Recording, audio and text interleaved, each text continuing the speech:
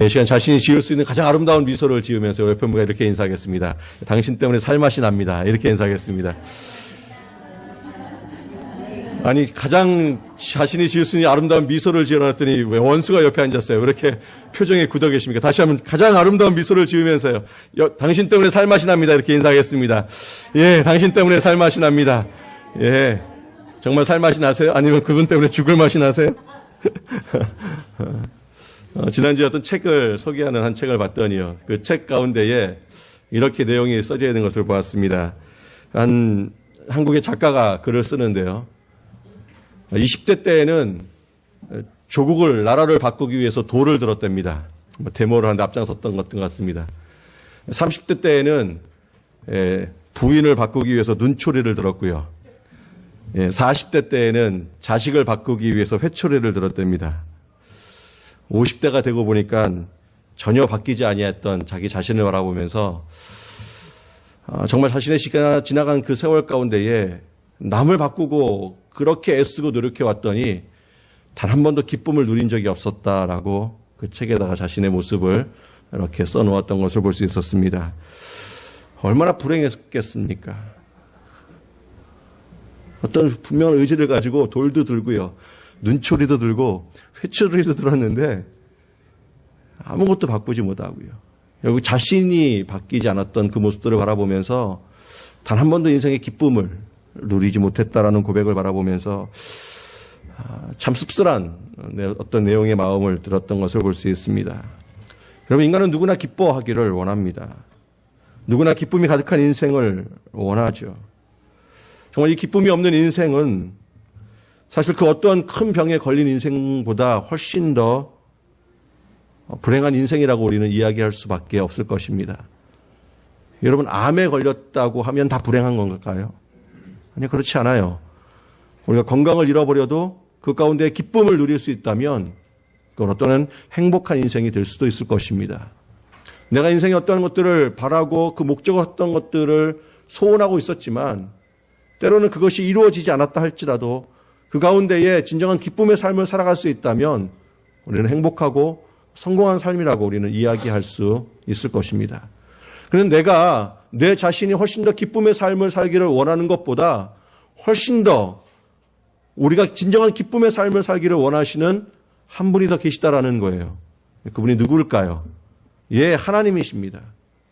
하나님은요, 당신의 자녀들이, 우리들이 세상에서 가장 행복한 사람, 가장 기쁨의 사람이 되기를 원한다라는 거예요. 심지어는 병에 걸렸다 할지라도, 아니 심지어는 그의 사업이 망했다 할지라도, 아니 심지어는 그의 상황이 정말 세상의 모든 사람들이 다 저 사람은 기뻐할 수 없어라고 이야기할 수 있는 그러한 상황 속에서도 하나님은 당신의 자녀들이 행복하고 기뻐하기를 원하신다라는 거예요.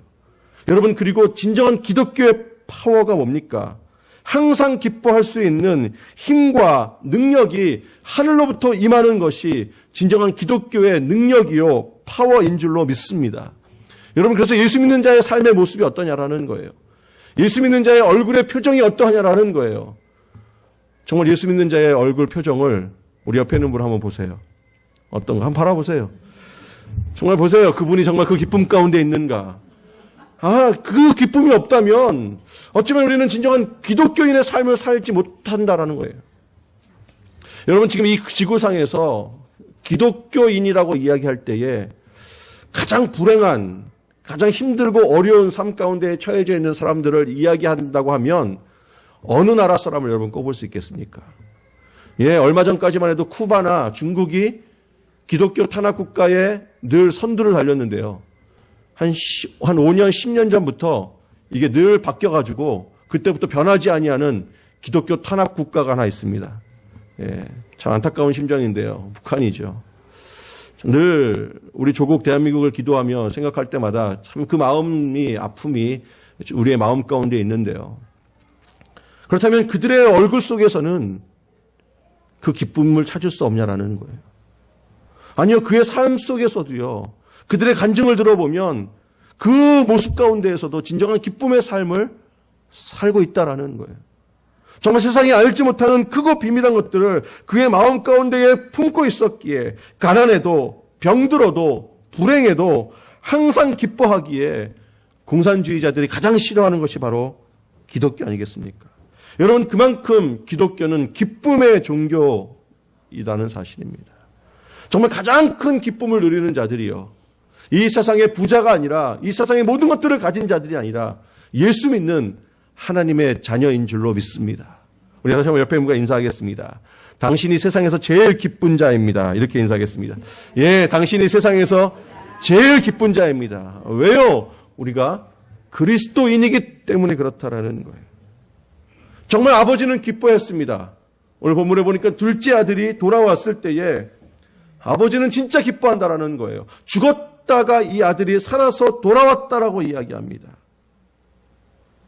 그 아들이 먼 나라로 떠나갈 때에는 죽을 줄만 알았습니다. 근데 그 아들이 돌아오니까요, 정말 기뻐했습니다. 아버지는 그 기쁨을 주체하지 못하고요, 종들까지 다 불러서 큰 잔치를 벌입니다. 일하다가 늦게 돌아왔던 큰아들이 집에서 풍악 소리가 나고요, 잔치 소리가 나니까 이게 뭔가 하고 종들에게 물어봅니다. 그랬더니 둘째 아들이 돌아왔다라는 거예요. 돌아온 둘째 아들을 바라보면서 아버지가 잔치를 지금 베풀었다라는 거예요.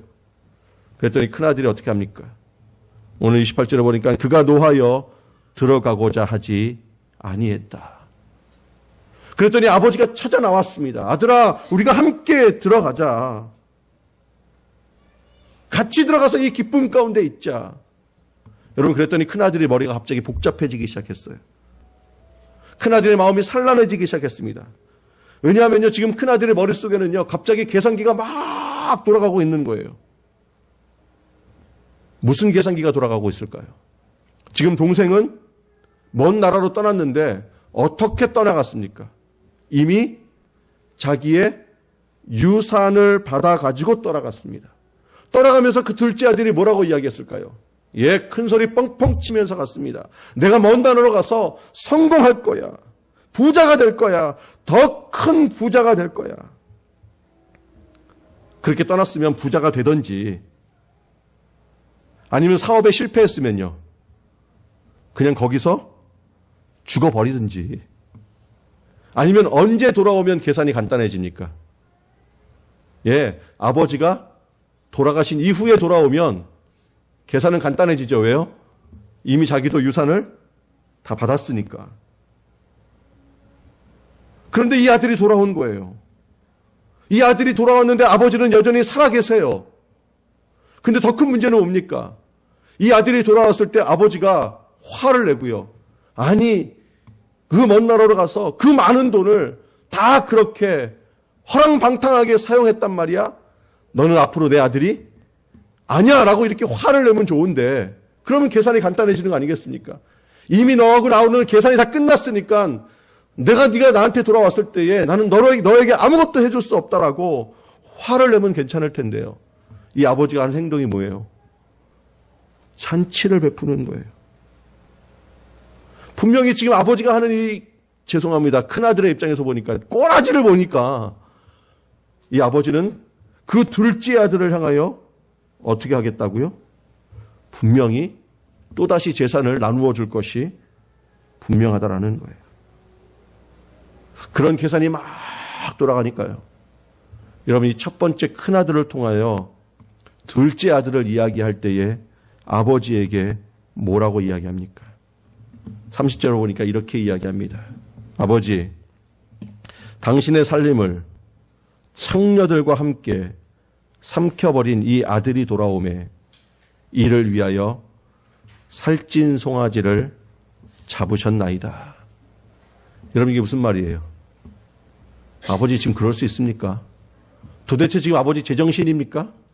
아버지 지금 이 아들이 어떤 아들인 줄 아세요? 당신의 재산을 가지고 가가지고 그것도 사업하다가 실패한 것이 아니라 창녀들과 함께 다 말아먹어버린 아들 아닙니까? 이런 아들이 돌아왔는데 지금 살찐 송아지를 잡으셨다고요? 지금 당신 제정신입니까? 도대체 어떻게 이런 일을 할 수 있습니까? 왜 그러십니까? 지금 큰아들은요, 누구를 교훈하고 있어요? 아버지를 교훈하고 있어요. 아버지를 가르치고 있어요. 아버지에게 따지고 있어요. 이런 이유로 말미암아 큰아들은 지금 마음이 매우 불편하고 참담합니다. 이제 동생은요, 그에게 있어서 기쁨의 대상이 아니라 미움과 증오의 대상이 되었고요. 동생이 다시 집으로 돌아오니까요, 그 동생이 자기와 함께 그 집에 있는 동안엔 그에겐 전혀 기쁨도 없고 행복도 없습니다. 그 큰아들의 마음을 알았던 아버지가요, 큰아들에게 이렇게 이야기합니다. 31절에 보니까 아버지가 이르되 너는 항상 나와 함께 있으니 뭐라고요? 내 것이 다 네 거라는 거예요. 큰아들을 위로하는 거예요. 큰아들의 마음을 알았던 아버지가 말해주는 거예요. 야, 아들아, 내게 다 네 거야. 내가 갖고 있는 이 모든 것들이 다 너의 것이라고.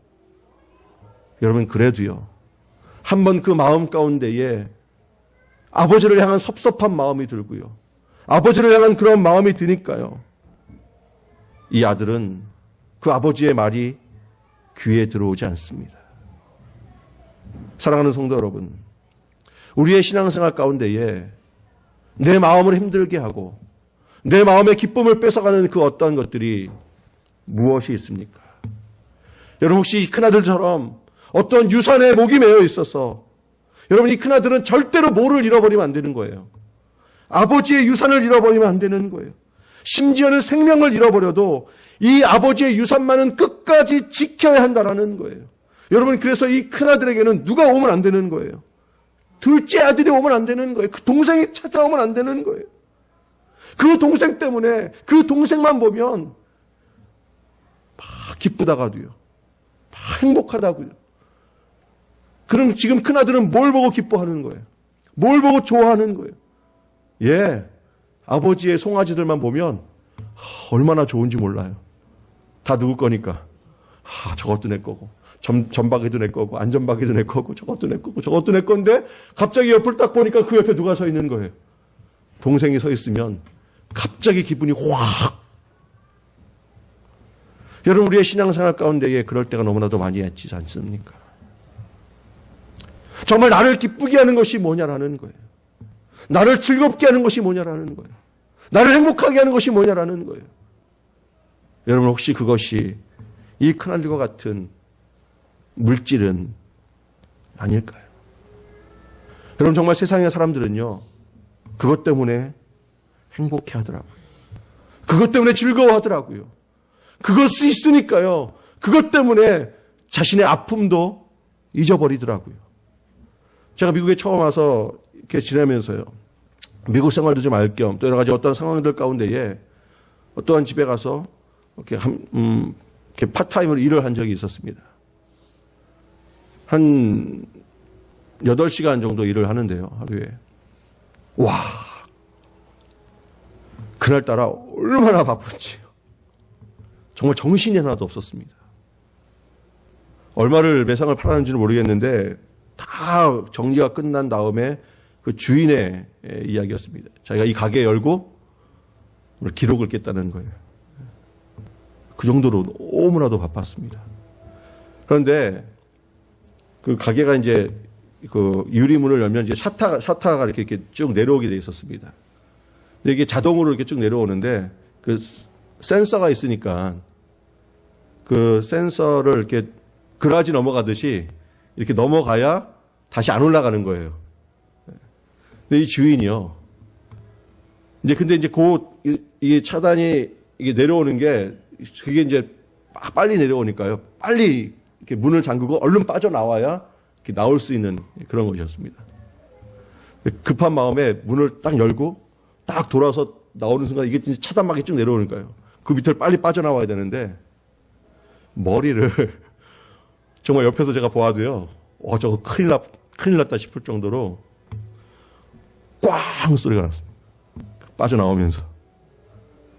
여기에 이렇게 팍 찢어져가지고요, 이렇게 한 줄기의 핏줄기가 이렇게 이렇게 흐르는 거예요. 얼마나 아팠겠습니까? 여러분, 그렇게 되면 어떻게 해야 되죠? 인상이 좀 찌그러지고 이것 때문에 막 해야 되는 거 아니에요? 제가 그때 그 사장님의 얼굴을 잊을 수가 없습니다. 그거네, 기록 깼어. 이게 전혀 문제가 안 되는, 쓱 닦으면서 오늘 길 없겠어. 그럼 그의 인생의 기쁨은 뭡니까? 그거였어요. 여러분이 큰아들은요, 재산이 증식되어야 기쁘고요, 즐거운 삶을 살아갈 수 있는데 자신의 재산을 그렇게 빼앗아 갈 수 있는 그 동생이 찾아오니까요, 아버지가 아무리 큰 위로의 말을 해도 그 말이 들리지가 않는 거예요. 동생이 살든지 죽든지 형의 눈에는 오직 돈 먹는 하마로만 보이는 거예요. 돈 먹는 하마가 다시 자기의 집으로 찾아온 것이었습니다. 큰아들은 아버지가 동생을 바라보면서 그렇게 기뻐할 때에 소름이 끼칠 정도로요, 오금이 저리고요, 도대체 아버지가 저 동생에게 어떻게 해줄까 늘 마음 가운데에 새기고 있었습니다. 사랑하는 성도 여러분, 이 아들을 하나님은 고쳐주고 싶었어요. 인생의 다가 그게 아니라는 거예요. 그러면서 이 아들을 치유해 주기 시작합니다. 여러분, 둘째 아들을 이 아버지가 치유해 주지 않으셨습니까? 그랬더니 그 둘째 아들의 마음은 어떻습니까? 돈을 다 잃어버린 이후에 둘째 아들은 아버지를 바라볼 수 있게 되었고, 정말 그의 재산이 다 잃어버린 이후에 그는 드디어 정상적인 삶을 살 수 있게 되었고요, 그리고 진정한 기쁨을 찾을 수가 있었습니다. 여러분, 이제 둘째 아들에게 있어서는요, 돈이, 아버지의 유산이 이제 어떻게 보일까요? 아무것도 아닌 것처럼 보여지는 거예요. 그게 인생의 큰 기쁨이 아니니까, 그게 인생의 목적이 아니니까, 그게 인생의 가치가 아니니까. 그 전에는 어땠습니까? 그 아버지의 유산을 자기에게 주기만 하면 자기는 이제 먼 나라로 가가지고 진정한 행복한 삶을 살 수 있을 줄 알았어요. 그래서 떠났던 거였어요. 근데 이제 보니까요, 그게 기쁨이 아니라는 거예요. 세상의 그 허랑방탕한 그 모든 것들이, 좋아 보였던 것들이 진정한 기쁨이 아니라는 거였습니다. 이제 아버지를 통해서 진정한 기쁨을 찾게 됩니다. 여러분, 아버지의 진정한 기쁨이 뭐였을까요? 예, 그것은요, 영혼이 돌아오는 것이었습니다. 아버지는 재산에 관심이 별로 없어요. 그게 진정한 기쁨이 아니라는 거예요. 아버지의 진정한 기쁨은 둘째 아들이 돌아왔다라는 거예요. 죽은 영혼이 살아왔다라는 거예요. 그 아들이 다시 자기에게 왔다라는 거예요. 예, 그렇습니다. 하나님 아버지는요, 있다가 없어질 물질의 소망을 두지 않습니다. 전능자는요, 자신이 쉽게 만들 수 있는 물질의 기쁨을 갖지 아니하고요, 전능자의 가장 큰 기쁨은 바로 우리의 영혼인 줄로 믿습니다.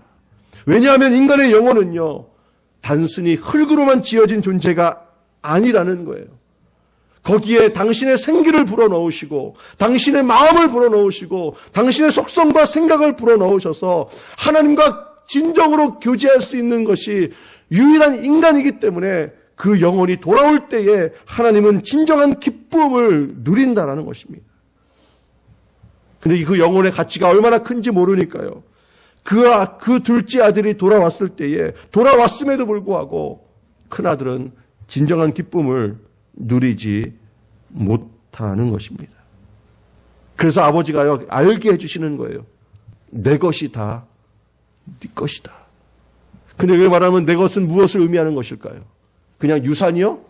그냥 물질이요? 건강이요? 행복이요? 아니요. 영혼이었습니다. 그 영혼의 기쁨, 그 영혼의 가치, 그 영혼의 삶, 이 모든 것까지도 하나님 아버지는 그 첫 번째 아들에게 물려주고 싶었던 것이었습니다. 여러분, 인간은요, 그 사람의 영혼을 발견할 때에, 그 가치를 깨닫게 될 때에 진정한 기쁨의 사람이 되는 줄로 믿습니다. 여러분, 어떻게 알 수 있냐고요? 아담이 창조되었습니다. 홀로 있는 것을 보고 하나님께서 외롭다라고 생각되셨다고 이야기하시며 누구를 창조해 주셨습니까? 하와를 창조해 줬어요. 그리고 하와를 아담에게 딱 이끌고 오니까요, 아담의 첫 번째 이야기가 무엇이었습니까? 예, 이는 내 뼈 중에 뼈요 살 중에 살이라고 이야기합니다. 여러분 아무 감흥이 없으세요? 특히 여자분들 이런 소리 들으면 아무 느낌이 없으세요? 적어도 그 정도의 사랑 고백은 받으셔야 되는 거 아니겠어요? 예? 아니 여러분들을 바라보면서 남자가 그러는 당신은 내 뼈 중에 뼈요 살 중에 살이다. 여러분 이 뼈 중에 뼈요 살 중에 살이라고 이야기할 때 살을요 사르케라고 이야기하는데 이 살이라고 이야기할 때는요 어디를 이야기하냐면 이 살이 없으면 내가 없다라는 그 살이에요. 이 살이 내에게서 없어지면 나는 존재하지 않는다라는 거예요. 여러분 그러면은 그 살은 어디를 의미할까요? 뱃살이요? 열심히 흔들어 이건 좀 내 몸에서 좀 없었으면 좋겠다. 이런 살 중에 살이 아니라 여기서 말하는 살은요 심장이에요. 심장. 여러분 그러면 아담이 하와를 바라보면서 이는 내 뼈 중에 뼈요 살 중에 살이라고 이야기할 때에 그의 외모를 보고 그렇게 했을까요? 물론 하와는 이뻤을 겁니다. 누가 직접 만들었으니까. 하나님이 직접 만들었잖아요. 이렇게 소유로. 그러니까 하와는 정말 이뻤을 거예요. 그러니까 그 외모를 보면서 아담이 와 이는 내 뼈 중에 뼈요 살 중에 살이다 이렇게 고백했냐라는 거예요. 여러분 외모만 보고 그렇게 고백했다면 우리 가운데 그런 고백을 받을 사람은 크게 웃으시는 그분밖에 없을 겁니다. 근데 절대로요.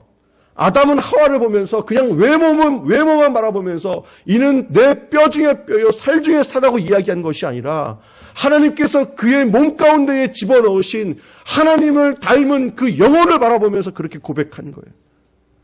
그 영혼이 나에게 다가올 때에 그 영혼을 통하여 이는 내 뼈 중에 뼈요 살 중에 살이라고 고백할 수밖에 없는 겁니다.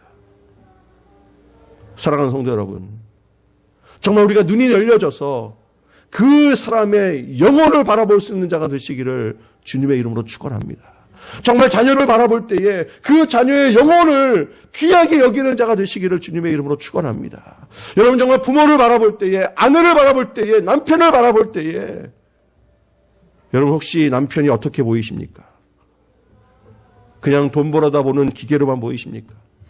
요즘 이 시대에 가장 아이들의 마음 가운데 큰 아픔이 뭐예요? 예?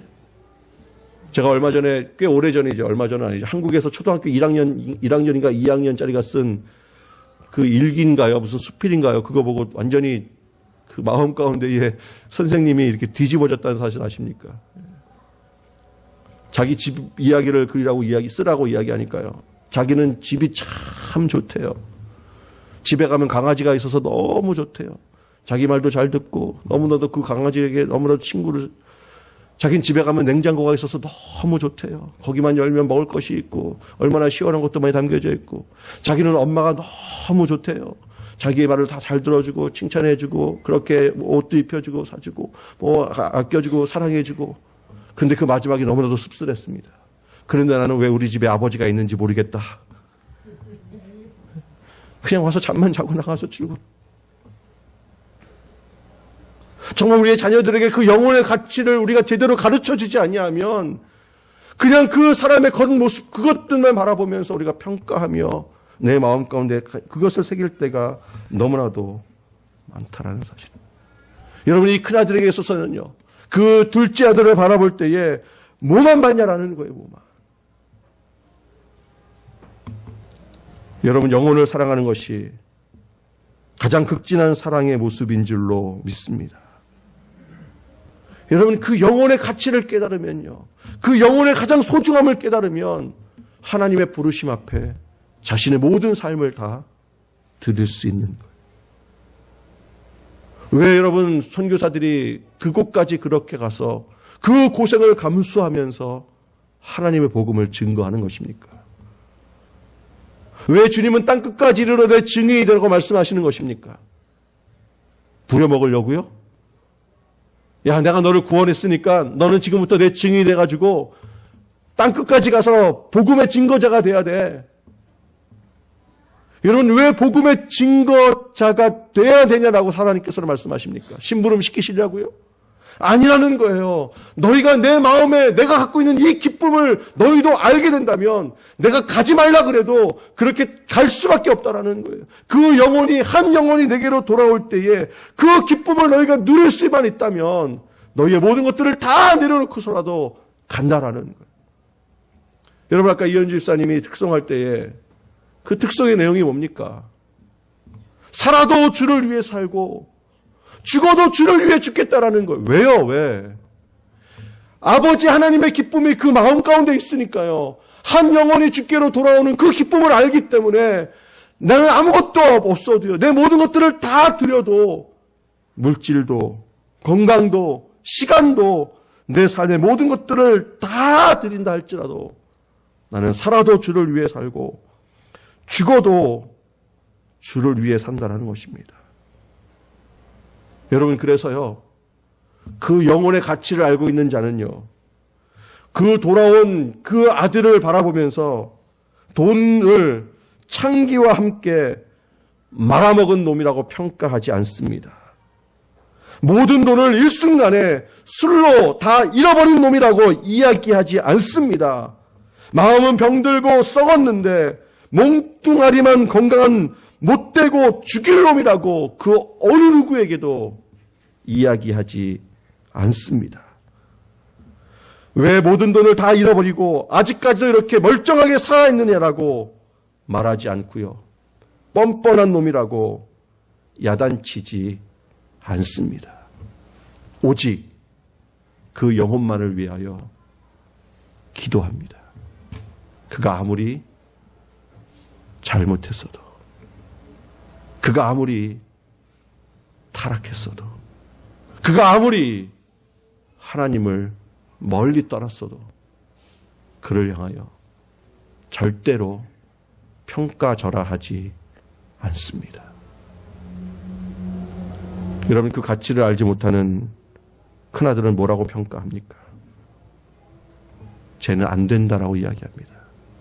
쟤는 이미 틀렸다라고 이야기합니다. 쟤는 죽어야만 했었어라고 이야기합니다. 쟤는 내 눈에 가시라고 이야기합니다. 여러분, 그래서 아버지는요, 이 큰아들을 고쳐주고 싶었던 거예요.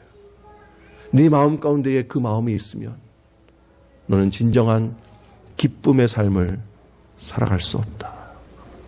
나는 네가 진짜 기뻐하기를 원한다. 나는 진짜 네가 진정한 기쁨의 삶을 살기를 원한다. 정말 이 아들의 이 영혼의 가치를 함께 보려. 나와 같이 들어가자. 나와 같이 이 잔치에 참여하자. 나와 같이 이 자리에서 함께 가장 큰 기쁨을 누리자. 그래서 그 영혼을 통하여 진정한 기쁨의 삶을 함께 살아가자. 여러분 그 영혼의 가치를 바라보기 시작하면 우리의 마음 가운데에 그 아버지의 마음으로 가득하게 되는 줄로 믿습니다. 여러분 그렇다면 우리가 어떻게 그 영혼의 가치를 발견할 수 있을까요? 우리가 아버지의 마음을 갖게 된다면, 우리가 그 아버지를 통하여 하나님을 바라보게 된다면, 하나님의 마음을 우리의 마음 가운데에 볼 수 있다면 우리의 영도 아버지 하나님과 같이 볼 수 있는 안목과 영혼이 열려지게 되는 줄로 믿습니다. 그렇다면 우리의 눈이 어떻게 아버지의 눈과 같이 될까요? 그것은 바로 이 예배의 자리입니다. 왜요? 주님께서 오늘 이 예배의 자리에 우리와 함께 하시기 때문에 그렇습니다. 정말 이 자리를 통하여 우리의 영혼의 눈이 열려지게 되시기를 주님의 이름으로 축원합니다. 여러분 그러면요 그 사람 때문에 기뻐하는 거예요. 왜요? 지금 그 사람이 이 자리에 나와 함께 있다라는 바로 그것으로 말미암아 기뻐할 수 있습니다. 그 사람이 나에게 어떻게 했든지 상관이 없습니다. 그 사람이 과거에 어떤 삶을 살았는지 상관이 없습니다. 그 사람이 어떤 이야기를 했는지 상관이 없습니다. 그가 지금 아버지의 부름을 받아 이 자리에 와서 아버지께서는 그의 영혼을 바라보면서 이는 죽었다가 살아난 내 아들이 돌아왔다라고 이야기할 때에 그 영혼을 바라보며 우리는 기뻐할 수 있는 것입니다. 우리의 입술을 통하여 그 어떠한 불평과 부정적인 말도 사라지게 되는 줄로 믿습니다. 왜냐? 주님께서 지금 그 아들을요, 기대하고 있잖아요. 자기의 재산을 다 팔아 먹어버린 그 아들마저도 흐뭇해하고 있잖아요. 희망을 품고 있잖아요. 다시 바라보고 있잖아요. 다시 살았다라고 이야기하고 있잖아요. 여러분, 그러므로 우리는 그 어느 누구들 향하여 안 된다라고 이야기할 수 없습니다. 그 어느 누구를 향하여 우리는 포기해야 한다라고 말할 수가 없습니다. 그 어느 누구를 향하여 저 사람은 죽어야 한다라고 이야기할 수 없습니다. 왜요? 그 영혼도 하나님께서 기뻐하시기 때문에 그렇습니다. 우리의 이 눈이 바뀌지 아니하면 우리는 늘 불행한 삶을 살아갈 수밖에 없을 것입니다. 근데 주님은요, 우리가 그 기쁨의 삶을 살기를 원하시는 거예요. 어떻게 해요? 우리의 마음 가운데에 아버지의 마음을 품고 있을 때, 그 영혼의 가치를 우리의 마음 가운데에 깨닫고 있을 때에, 그 영혼의 기쁨을 누가 다시 한번 누릴 수 있을 때에, 아버지에게 있는 이 큰 기쁨이 둘째 아들의 영혼을 감싸 안고요, 첫째 아들의 영혼을 감싸 안음으로 말미암아 아버지는 그 큰아들에게 이렇게 이야기합니다. 32절인데요. 내 동생은 죽었다가 살아났으며 내가 잃었다가 얻었기로 우리가 즐거워하고 기뻐하는 것이 마땅하다. 우리가 함께 이 자리에 참석해서 함께 예배를 하며 함께 그 은혜를 나눌 때에 바로 이 자리가 가장 큰 기쁨의 자리, 은혜의 자리, 능력의 자리가 되는 줄로 믿습니다. 여러분, 이제 배우자를 바라볼 때에, 우리의 신앙의 형제들을 바라볼 때에 우리의 눈이 아버지의 눈과 같은 마음이 되시기를 주님의 이름으로 축원합니다. 정말 그 사람들을 바라보며 그를 통하여 역사하시는 하나님의 마음을 우리가 가질 때에 가장 큰 기쁨의 삶을 살아갈 수가 있습니다. 우리 옆에 분과 다시 한번 이렇게 인사했으면 좋겠습니다. 당신을 보니 기대가 됩니다. 이렇게 인사하겠습니다.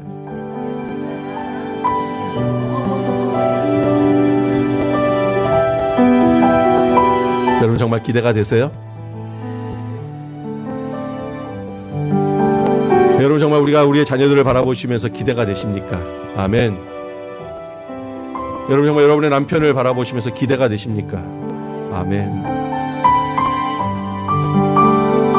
여러분, 여러분의 사업체를 바라보면서 기대가 되십니까? 아멘. 아니, 그냥 많이 돈이 많이 이런 기대가 아니라 정말 이것을 통하여 역사하시는 그 하나님의 기대감과 하나님의 아버지의 마음이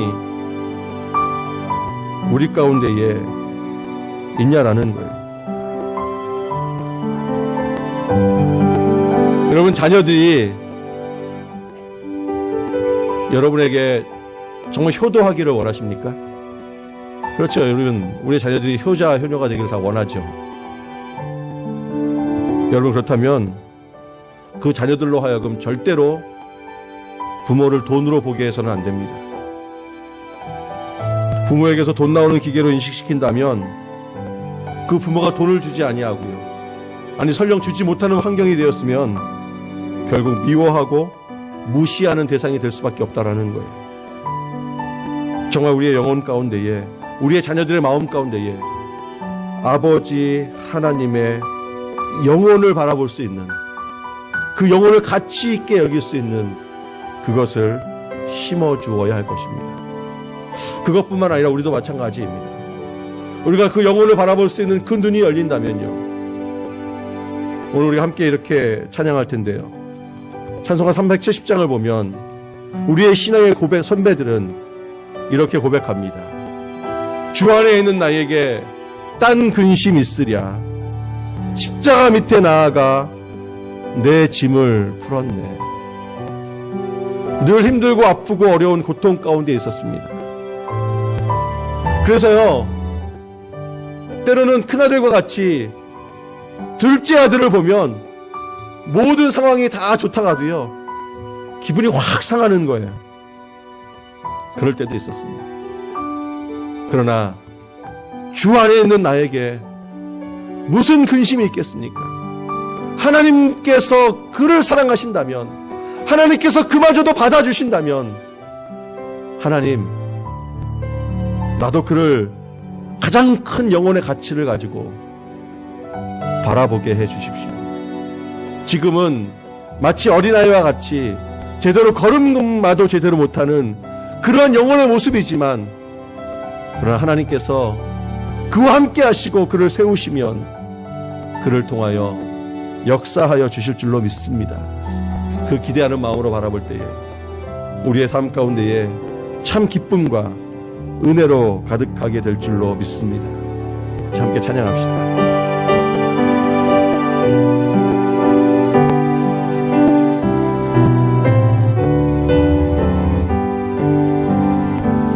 주 안에 있는 나에게 딴 근심이 있으랴.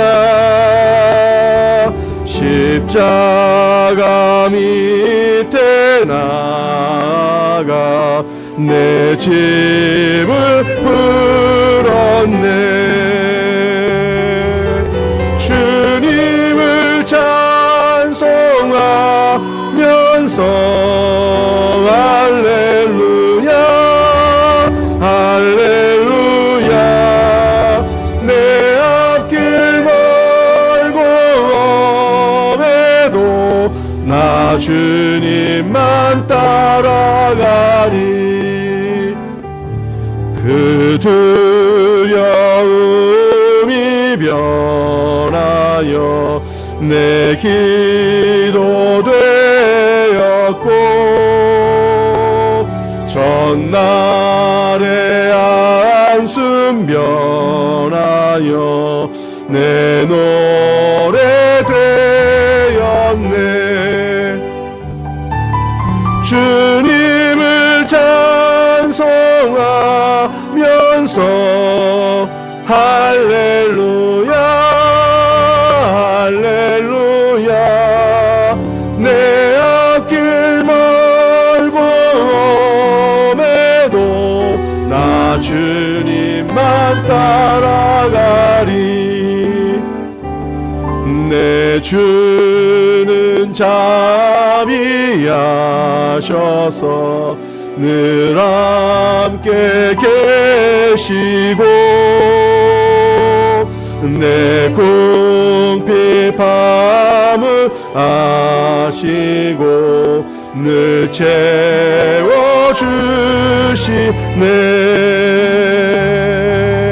주님을 찬송하면서 할렐루야 할렐루야. 내 앞길 멀고 험해도 나 주님만 따라가리. 내 주 안에 준 언약을 영불며 하시니, 그 나라 가기까지는 늘 보호하시네. 주님을 찬송하면서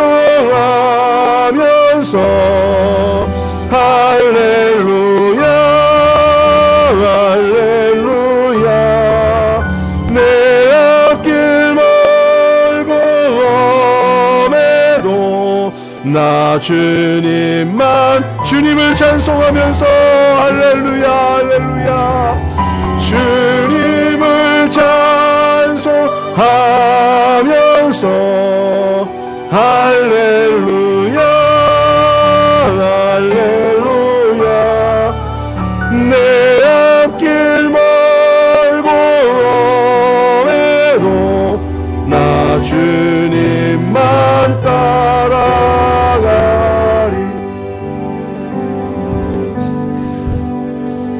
저는 이제 사랑의 교회가 또 우리 성도들이 신앙의 연륜이 깊어지면서요, 겉에 드러나는 행실만 보는 자가 되지 않기를 소원합니다. 정말 그 영혼의 가치와 하나님께서 그 영혼을 얼마나 소중히 여기시고 얼마나 귀히 여기시냐라는 그 아버지의 마음을 함께 품었으면 좋겠습니다. 특별히 자녀들에게 교훈할 때에, 배우자를 선택할 때에 돈과 미모만 보고 결혼하게 된다면 정말 기쁨이 없는 가정이 될 수밖에 없을 것입니다. 진정한 기쁨은 그 배우자 안에 들어가 있는 하나님의 영혼입니다.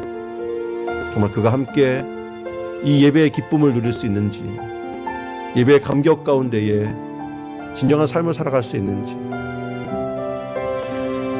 여러분, 우리의 삶이 아무리 무너졌어도요, 하나님을 만나 배우는 이 예배가 살아있다면 진정한 기쁨의 삶을 우리가 살 수 있지 않겠습니까? 그런데 내 삶의 모든 것들을 다 갖고 있다 한다 할지라도 우리의 예배가 무너진다면 여러분, 그것만큼 큰 불행은 어디 있겠습니까? 여러분, 그래서 우리가 예배를 준비하는 거 아니겠어요? 여러분, 그래서 우리가 예배를 위하여 헌신하는 거 아니겠습니까? 때로는 그래서 우리의 모든 것들을 다 드려 하나님의 성전을 건축해 나아가는 이유가 바로 여기에 있지 않겠습니까? 이제는 우리의 마음 가운데에 그 사람의 단점과 약점이 아니라 하나님께서 그 영혼을 귀히 여기시는 그 가치를 가지고 상대방을 볼 수 있는 자가 되시기를 바랍니다. 우리 옆에 이렇게 인사하겠습니다. 그러고 보니 당신 진짜 멋있는 사람이군요.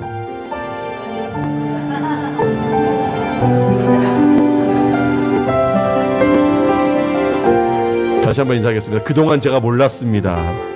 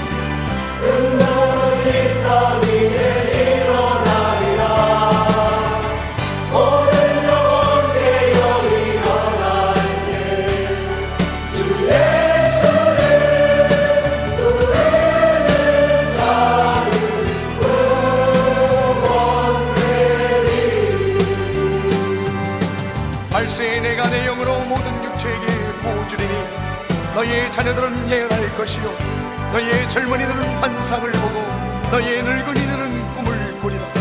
그때 내가 내 영으로 내 남종과 여종들에게 보여주리니 저희가 예언할 것이요 또 내가 위로 하늘에서는 기사와 아래로 땅에서는 징조를 베풀리니 곧 피와 불과 연기로다.